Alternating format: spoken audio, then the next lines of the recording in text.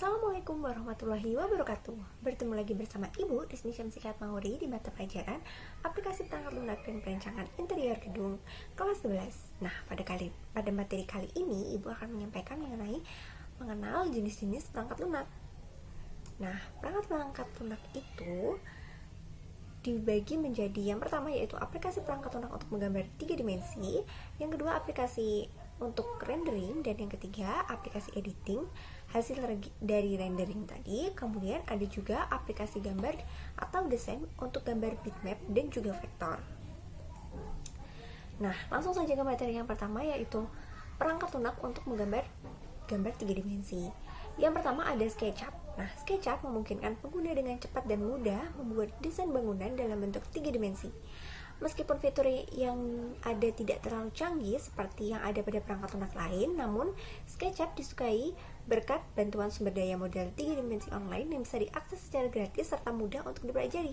Dengan kehadiran plugin tambahan pada SketchUp, kini perangkat lunak ini menjadi salah satu aplikasi favorit para arsitek. Perangkat lunak ini juga merupakan yang terbaik bagi para siswa yang mencari perangkat lunak yang dapat menghasilkan desain 3 dimensi dalam waktu yang singkat. Nah, ini adalah view atau gambaran dari aplikasi perangkat lunak SketchUp. Nah, SketchUp ini juga paling banyak digunakan para siswa karena cara belajarnya sangat mudah untuk dipelajari dan aplikasi ini juga gratis. Yang selanjutnya yaitu aplikasi menggambar 3 dimensi yaitu Archicad. Nah, Archicad memiliki hampir semua fitur aplikasi yang tidak dimiliki perangkat lunak lain. Namun yang paling penting yang dimiliki Archicad adalah efisiensi dalam merancang. Selain itu, software ini juga banyak digunakan para biro arsitek di luar negeri karena efisien dan cepat. Hasil kerja yang sinkron antara 2 dimensi dan 3 dimensi yang sulit dikerjakan oleh aplikasi lain. Koleksi library yang ada juga banyak dan beberapa situs online menyediakannya secara gratis. Ini adalah aplikasi atau gambaran dari aplikasi Archicad itu. Nah, di Archicad ini biasanya kita gambarnya itu dalam bentuk 2 dimensi dulu, kemudian nanti ada view atau untuk melihat dari sisi 3 dimensinya. Jadi, kalau di Archicad itu dia udah ada fitur-fiturnya, kayak misalnya kita mau pakai jendela atau mau pakai dinding, kita cuma tinggal bikin dindingnya, habis itu kita tempelin jendelanya, itu udah otomatis berlubang dan kita nggak perlu bikin ornamen lain. Kalau SketchUp otomatis kita harus bikin dulu bener-bener dari nol. Kalau misalnya mau tambahan kita harus download dulu, tapi kalau di Archicad itu udah tersedia gitu ya bedanya. Nah, sekarang ke aplikasi yang ketiga yaitu AutoCAD Architecture. Nah, software ini biasa digunakan oleh para arsitek profesional dalam mendesain karena software ini sangat cocok dan mampu memenuhi kebutuhan para arsitek profesional. Di samping itu juga karena efisien dan kelebihan-kelebihan lain yang tidak dimiliki software pesaingnya. Salah satunya dalam menggambar detail yang rumit dengan akurasi yang tinggi serta terukur. Dalam hal membuat gambar 2 dimensi yang sangat dibutuhkan kontraktor maupun tukang di lapangan, AutoCAD itu udah jagonya dari detail gambar 2 dimensi. Nah, gambar yang dihasilkan juga sangat teliti dan juga detail sehingga bisa langsung diproduksi di lapangan. Ini kelebihan dari AutoCAD. Jadi kita bisa gambar 2 dimensi dan 3 dimensi di AutoCAD, cuman dia tampilannya tidak terlalu sejelas dengan aplikasi-aplikasi sebelumnya kayak Archicad dan juga SketchUp. Jadi dia bentuknya kayak gini, garis-garis kayak gitu. Oke. Aplikasi yang keempat adalah Revit Architecture. Nah, perangkat lunak ini juga sangat sesuai dengan kebutuhan arsitek dan para perancang. Aplikasi ini dapat memudahkan para desainer untuk membuat desain berkualitas tinggi yang akurat. Software ini merupakan solusi terbaik jika kita mencari fungsi dalam aplikasi yang cepat, mudah, dan efisien. Tampilannya kayak gini. Nah, Revit Architecture ini sebenarnya hampir sama kayak Archicad, cuman kalau Revit itu dia udah bisa jadi gambar kerja. Jadi kita gambar 2 dimensi itu udah bisa jadi 3D, udah bisa ada potongannya kayak gitu. Dan aplikasi Revit ini cukup berat, jadi emang harus komputer yang punya spek yang tinggi untuk bisa dipasang atau bisa diinstal Revit Architecture. Oke, yang selanjutnya ada 3D Studio Max atau biasa disebut dengan 3D Max. Nah, 3D Max sejatinya adalah program untuk membuat modeling 3D super detail dan realistik. Meskipun fungsi utamanya bukan hanya pada bidang arsitektur, namun hasil 3D yang maksimal membuat para perancang meliriknya. 3D Max juga merupakan salah satu paket perangkat lunak yang paling luas digunakan sekarang ini karena beberapa alasan seperti penggunaan platform Microsoft Windows, kemampuan mengedit yang serba bisa untuk animasi, modeling, rendering, dan game, serta plugin untuk desain arsitektur yang banyak. Jadi kalau di 3D Studio Max atau 3D Max ini benar-benar seperti tadi dijelaskan super detail dan super realistik, cuman membutuhkan waktu yang cukup lama untuk bisa mempelajari 3D Max ini karena memang cukup rumit dan benar-benar butuh waktu yang lama untuk bisa mempelajari aplikasi yang satu ini. Oke, ini adalah tampilannya. Dia bisa render juga. Dia rendernya biasanya pakai V-Ray. Itu aplikasi tambahan. Nah, ini yang tadi aku bilang V-Ray aplikasi tambahan itu. Jadi sekarang kita masuk ke materi aplikasi perangkat lunak untuk rendering. Yang pertama ada V-Ray. Nah, V-Ray ini ada beberapa versi. Tapi kalau untuk yang SketchUp tahun 2017 biasanya versinya ini V-Ray V.4 2019. Nah, V-Ray ini biasanya dia mendukung SketchUp. Bisa juga dipasang pada 3D Max yang tadi itu. Tampilannya kayak gini. Ini sebelum di render dan ini pada saat udah di render pakai SketchUp. Pakai V-Ray. Oke, yang selanjutnya yaitu perangkat lunak untuk rendering, Enscape. Nah, Enscape dapat digunakan untuk beberapa software 3D seperti SketchUp, Revit, atau Archicad. Enscape akan menampilkan rendering secara real time sehingga ketika terjadi perubahan pada gambar kerja, maka akan secara otomatis berubah pada layar rendering. Enscape telah menjadi aplikasi standar dalam proyek-proyek di seluruh dunia di perusahaan-perusahaan seperti Foster. Nah, ini adalah contoh gambar dari Enscape. Jadi kalau misalnya V-Ray itu kita harus buat perubahannya dulu di layar kerjanya, baru kita klik tombol render, baru dia ngerender dan itu prosesnya cukup lama. Tapi kalau Enscape dia secara otomatis udah berubah dan kita bisa lihat perubahannya. Gitu. Yang selanjutnya yaitu Lumion X9 Pro. Lumion ini menawarkan pengguna paket Lumion lengkap dengan fitur-fitur terbaru.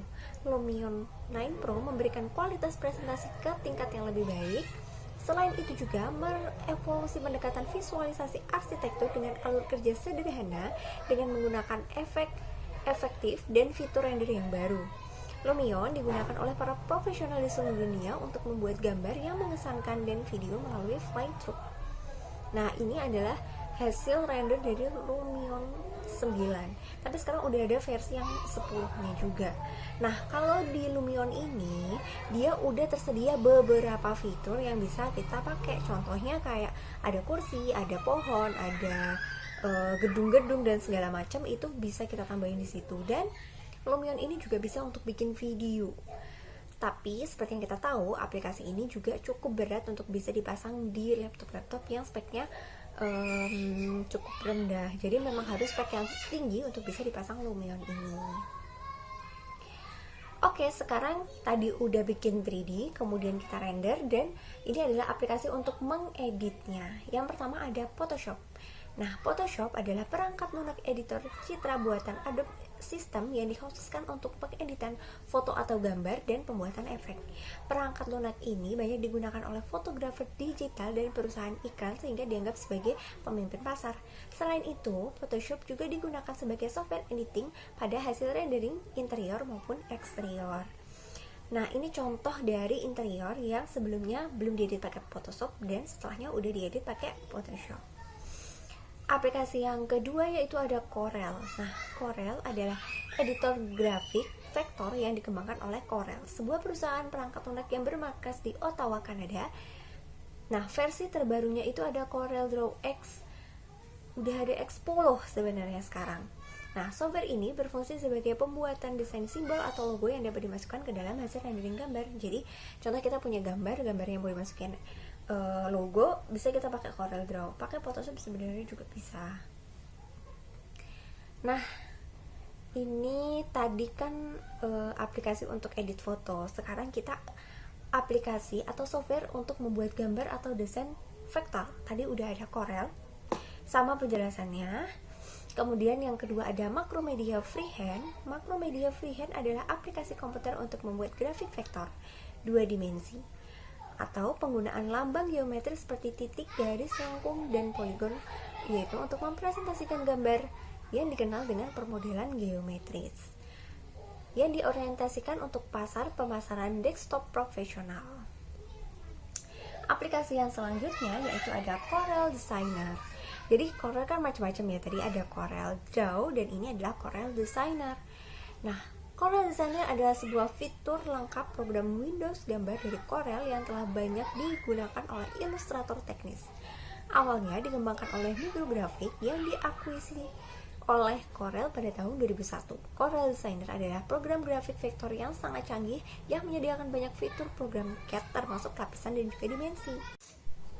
Yang keempat ada Adobe Illustrator. Adobe Illustrator adalah program editor grafis vektor terkemuka yang sudah banyak digunakan oleh ilustrator dunia. Adobe Illustrator sudah banyak berkembang hingga saat ini. Sudah ada versi CS6, yaitu generasi ke-16 dari Adobe Illustrator yang memungkinkan pengguna untuk menciptakan bentuk 3D objek. Oke, aplikasi yang selanjutnya yaitu aplikasi atau software gambar atau desain untuk membuat gambar bitmap.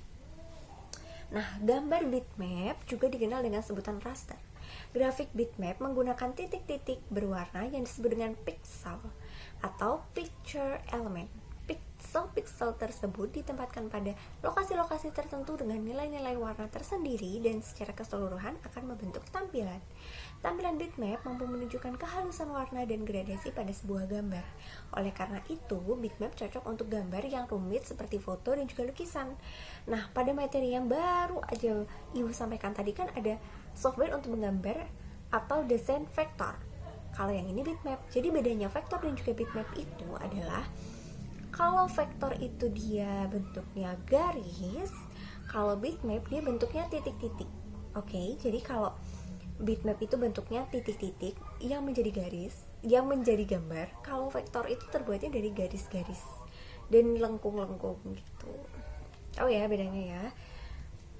Nah, aplikasi untuk membuat gambar bitmap ini yang pertama ada Paint, yang itu udah pasti ada di semua komputer ya. Program ini dipakai untuk memanipulasi pixel-pixel individual pada layar. Aplikasi ini termasuk memanipulasi video, based, image, dan computer art.